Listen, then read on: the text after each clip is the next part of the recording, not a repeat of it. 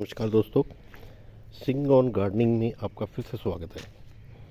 उम्मीद है कि आपको पहले वाली वीडियो जो मैंने डाली है एनपीके के बारे में वो आपको अच्छी लगी होगी, इन्फॉर्मेटिव लगी होगी। तो उसमें हमने एनपीके को कवर कर लिया था, लेकिन माइक्रो न्यूट्रिएंट्स जो अभी बाकी थे। तो कई दोस्तों को कमेंट आया कि माइक्रो न्यूट्रिएंट्स के बारे में भी बताओ। तो वो क्या है, जैसे अभी हम बाज़ार से लेते हैं कितने महंगे महंगे माइक्रो न्यूट्रिएंट्स जो कंपनियाँ दे रही हैं। तो दोस्तों आपको इस चीज़ का पता होना चाहिए कि जब ये कंपनियां नहीं बनाती थी तब खेती कैसे होती थी। तो तब तो कोई ऐसा बाहर से नहीं, कोई सोर्स नहीं था माइक्रोन्यूट्रिएंट्स का। तो लोग क्या है, पेड़ लगाते थे। अभी पेड़ों की क्या गेम है, जो पेड़ हैं वो जीवाणु जो है धरती में उनके साथ लिंक है। अभी जैसे आयरन निकलता है धरती से, लोहा निकलता है, कई धातु निकलते हैं। तो वो कैसे निकलते हैं, वो बहुत ही ज़्यादा डूंघाई में होते हैं। और वो दोस्तों जो जीवाणु हैं उनका आदान प्रदान जो है पेड़ की जड़ों के साथ है। तो वो क्या करते हैं, उन धातुओं को पेड़ों की जड़ों में फिक्स करते हैं। जो पेड़ हैं वो, जो जैसे हम इंसान जो हैं, जो हम जीव जंतु हैं, ये सांस लेते हैं, कार्बन डाइऑक्साइड छोड़ते हैं। तो ये हाइड्रोकार्बन का सारा खेल है।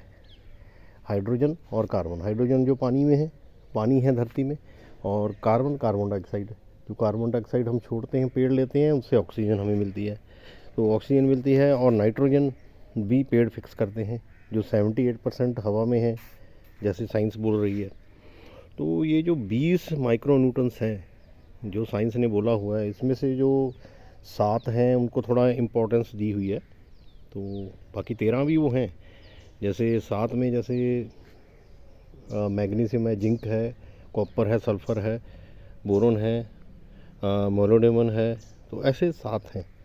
तो इनको को जीवाणु क्या करते हैं, इनको पेड़ों की जड़ों से आदान प्रदान करके कार्बोहाइड्रेट्स में, पेड़ जो ऊपर से जो भी खुराक मिलती है उसको जड़ों में कार्बोहाइड्रेट्स में कन्वर्ट करके उनको एक शुगर्स में चेंज कर देते हैं। शुगर के रूप में जीवाणु को मिलता है। तो इसलिए बायोमास का जो मैंने वीडियो बनाई थी, ये देखिए मैं यहाँ पे भी बायोमास अपने इस क्यारी में भी डाल रखी है। ये जितने पत्ते हैं दोस्तों, इनको आप जलाओ मत, इनको इसमें बायोमास में कन्वर्ट हो जाएंगे डिकम्पोज होकर, ताकि जो आपके जीवाणु ऊपर आ पाएँ और आपको बाज़ार से माइक्रो न्यूट्रिएंट्स लेने की ज़रूरत नहीं है।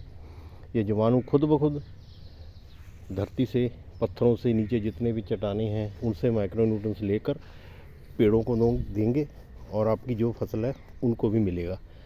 जैसे ये फसल लगा रखी है तो इनको भी मिलेगा अगर जीवाणु ऊपर आ गए।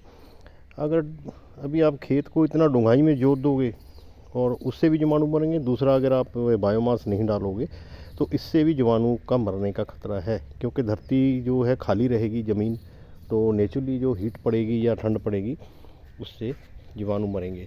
अगर इसमें आप उसी फसल का जो बायोमास है उसी क्यारी में डाल दोगे, उसको वेस्ट में नहीं फेंकोगे, तो वो एक अच्छा खाद भी तैयार होगा और आपके जीवाणु भी ऊपर आ जाएंगे।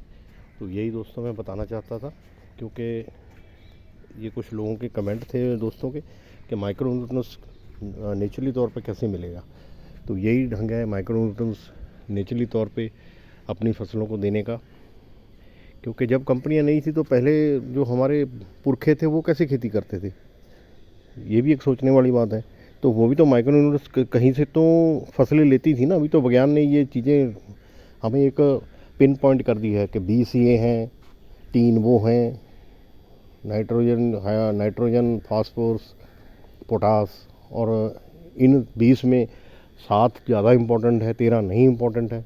तो इन चक्कर में हम क्या करते हैं कि हमारी फसल की ये माइक्रो न्यूट्रिएंट्स की जो पूर्ति हो पाए तो हम बाज़ार से लेते हैं। तो आपको कुछ भी लेने की ज़रूरत नहीं, इसलिए पेड़ों को ज़्यादा महत्व दिया गया है। मेरी जितनी भी वीडियोज़ हैं, तो आप पेड़ लगाइए, और पेड़ ऐसे लगाइए कि आपकी जो दक्षिण की धूप है वो आपके खेत में आ पाए। जैसे ये अभी देखो, अभी तकरीबन सुबह के 11 साढ़े 11 बज रहे हैं, तो अभी 3 साढ़े 3 बजे तक सूरज जो है दक्षिण में ही रहेगा और धूप आपके खेत में आएगी। साइडों पे आप पेड़ लगाओ, कोई दिक्कत नहीं है। तो यही मैं आपको बताना चाहता था दोस्तों कि माइक्रो न्यूट्रंस जो है कैसे पूरे हो पाएंगे नेचुरली। तो आप इस विधि को अपनाइए। और कई लोग तो अभी भी करते हैं, वो केमिकल नहीं डालते। तो इतना ही कहता हुआ मैं वीडियो को समाप्त कर रहा हूँ। तो उम्मीद है कि आपको वीडियो अच्छी लग रही होगी, इन्फॉर्मेटिव लगी होगी। आप वीडियो को, चैनल को सब्सक्राइब कीजिए, वीडियो को शेयर कीजिए और कमेंट ज़रूर कीजिए दोस्तों। नमस्कार जी।